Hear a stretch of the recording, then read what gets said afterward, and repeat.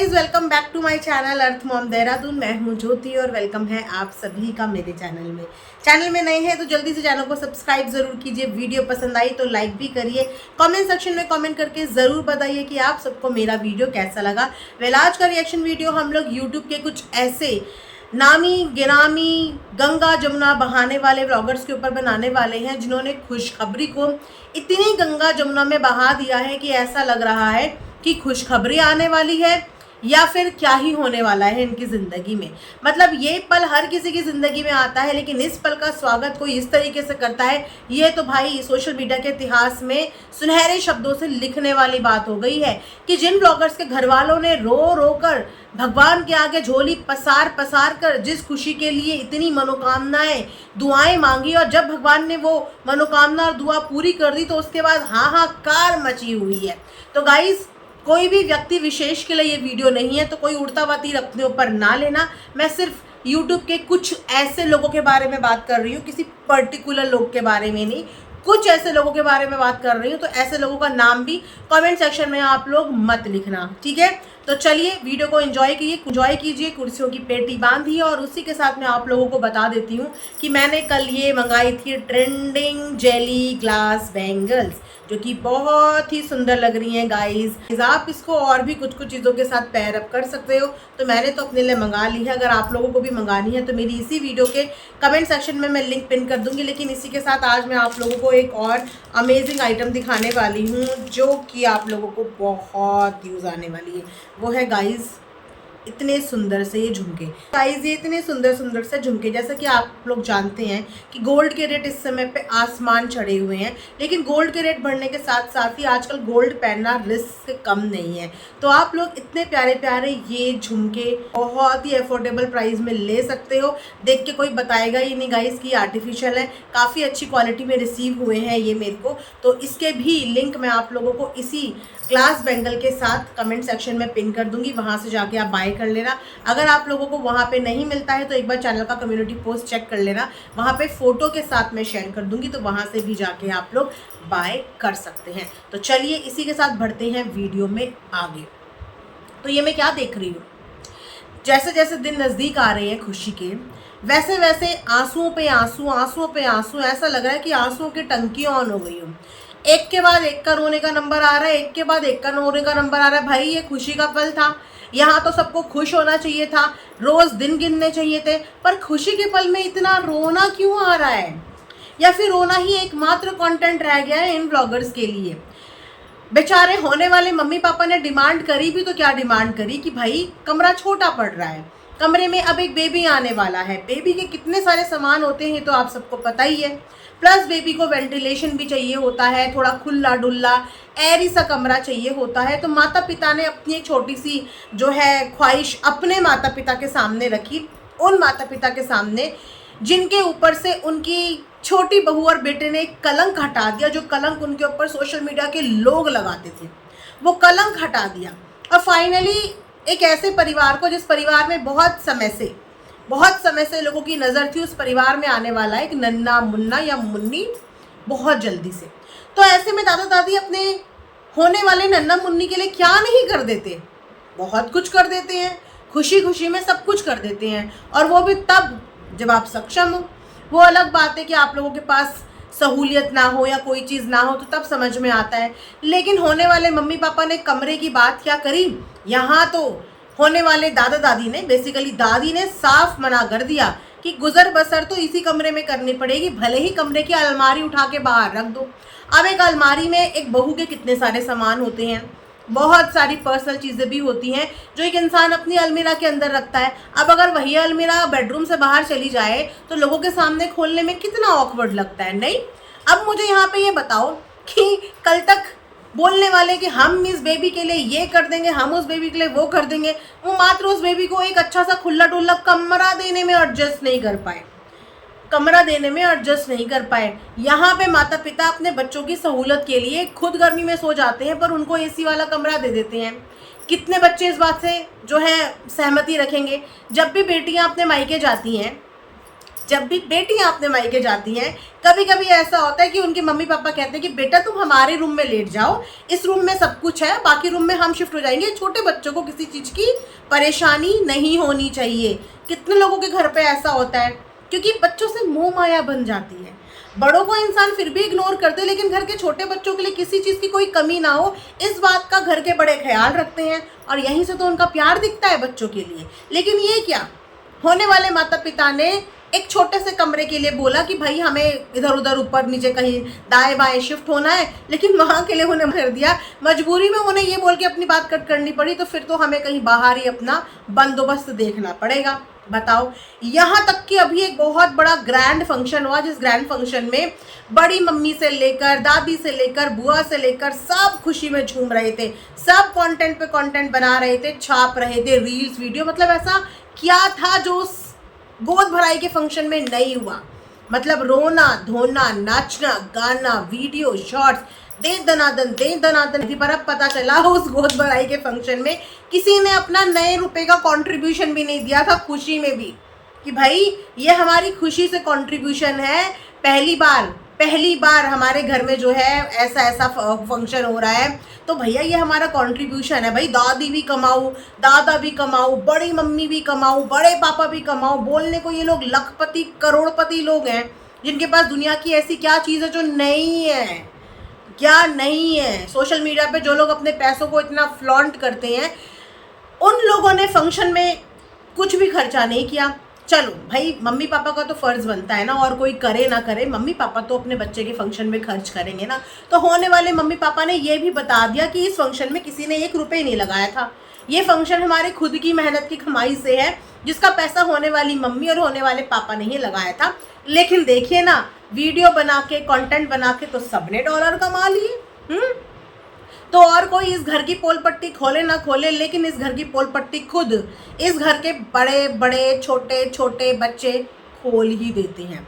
अब देखने में क्या आ रहा है कि दिन आ रहे हैं पास, यहाँ पे हॉस्पिटल बैग भी पैक हो गया है, बस टिप्स पे कुछ दिन रह गए हैं कि बस अब आजकल कभी भी कुछ हो जाएगा। जहाँ पे लोगों को फुर्सत नहीं मिलनी थी तैयारियां करने से, वहाँ पे मैं क्या देख रही हूँ कि पिछले 3-4 दिन से रोना धोना, वो भी बेमतलब का रोना धोना, जिसकी वजह से क्या हो रहा है कि होने वाले मम्मी को लोग कोस रहे हैं, होने वाले पापा को लोग कोस रहे हैं।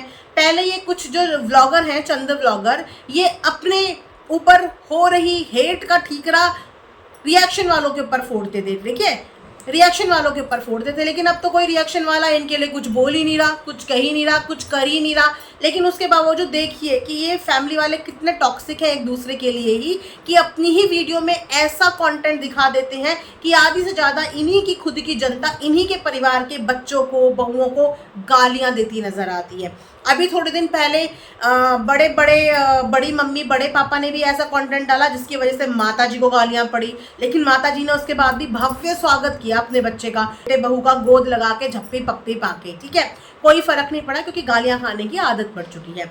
अब माता जी ने भी इतना रोने धोने वाला कंटेंट बनाया कि वहाँ पे इनकी छोटी बहू और इनके छोटे बेटे को कोसा जा रहा है। वो बेचारे जो अगले कुछ चंद दिनों में मम्मी पापा बनने वाले हैं, वो बेचारे बच्चे जिन्होंने इनकी वो खुशी पूरी कर दी, जिस पूरी खुशी के लिए ये इतने सालों से रो रही थी, लोगों की कोसम कोसी खा रही थी, लोगों की बोलती बंद कर दी इनके छोटे बहू और छोटे बेटे ने।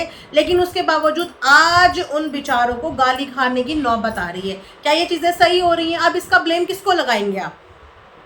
अब इसका ठीकरा किसके ऊपर फोड़ेंगे? अब तो कोई नहीं कोस रहा है उस होने वाली माँ को। इनफैक्ट सब लोग शांत हैं, दे रहे हैं तो भाई दुआ दे रहे हैं कि एक प्रेग्नेंट लेडी को किसकी हिम्मत होगी कि एक प्रेग्नेंट लेडी को जो अपने अंदर एक पूरी जान लेके बैठी है, जो आने वाले कुछ दिनों में एक बेबी डिलीवर करने वाली है, उसके लिए कोई भी अपशब्द बोल पाए। लेकिन टॉक्सिसिटी तो घर के अंदर ही है।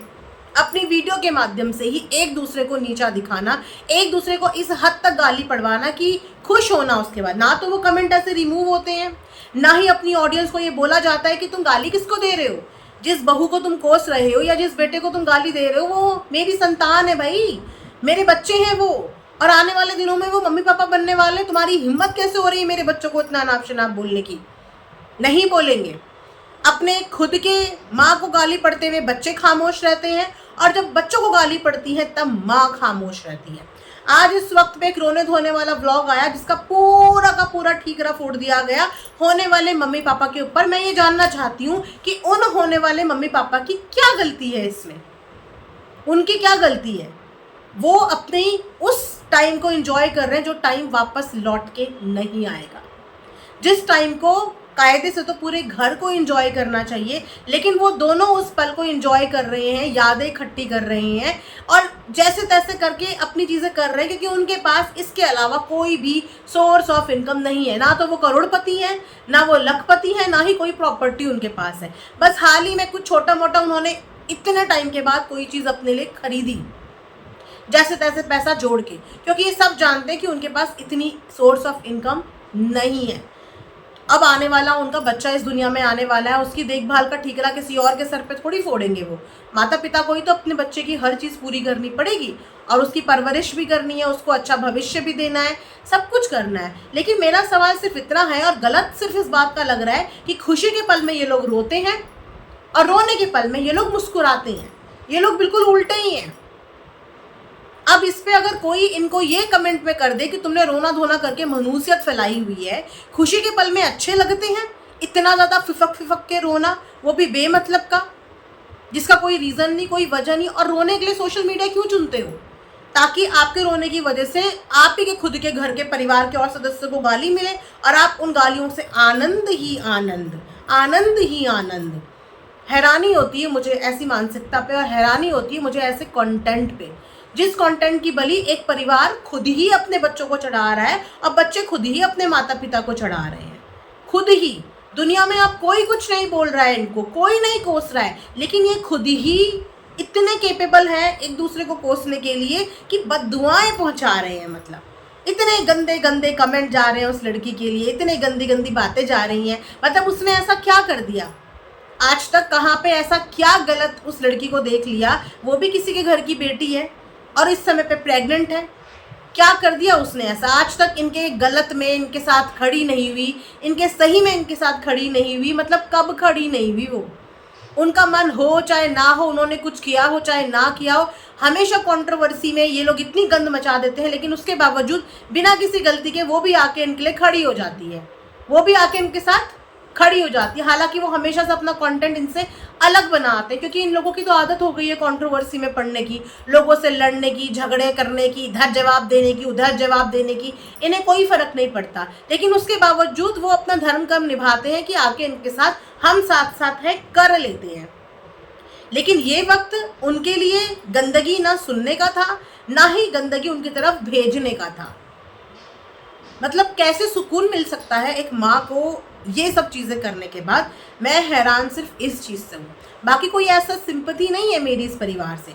सिंपैथी सिर्फ इस चीज़ से है कि एक लड़की माँ बनने वाली है और इस जर्नी से हर औरत गुजर चुकी होती है, जानती है एक औरत की मदरहुड की जर्नी कैसी होती है, प्रेगनेंसी जर्नी कैसी होती है, डिलीवरी तक की जर्नी कैसी होती है, कितना डर लगता है। लड़कियां वो दिन गिनती है कि दिन नज़दीक आने वाले हैं, क्या होगा, कैसे होगा, इतनी नर्वस होती है, इतने हार्मोनल चेंजेस होते हैं बॉडी में, इतने ज़्यादा मूड स्विंग्स होते हैं। लेकिन उसके बावजूद उस लड़की ने कैसे ये जर्नी निकाल ली किसी को कुछ पता नहीं चला।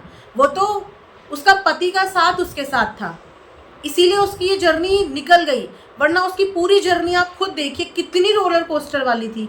उसको किसी एक महीने भी चैन और सुकून मिला? जितने दिन वो अपने मायके रही होगी गाइस, उतने दिन वो सुकून से रही होगी। लेकिन उसके बाद उसने क्या देखा? यहाँ पे कंट्रोवर्सी, लड़ाई झगड़ा, अपने परिवार वालों को यहाँ से लड़ते हुए, अपने परिवार वालों को वहाँ से लड़ते हुए, अपने घर में यही कलेश, सोशल मीडिया का कलेश। इसके अलावा उसने अपनी 9 महीने की जर्नी में देखा क्या? और अब जब सब कुछ शांत है, अब जब सब कुछ सोशल मीडिया पे शांत है, तो उसके बाद घर वाले खुद ही कूद कूद के एक दूसरे को मेंटली टॉर्चर कर रहे हैं। भाई बाकी सब टॉर्चर होते रहो, लेकिन एक प्रेग्नेंट लेडी को इस तरीके से परेशान करना, डायरेक्टली इनडायरेक्टली उसकी तरफ इस तरीके से हेट पहुंचाना या उसको गलत बोलना सही चीज़ नहीं होती है।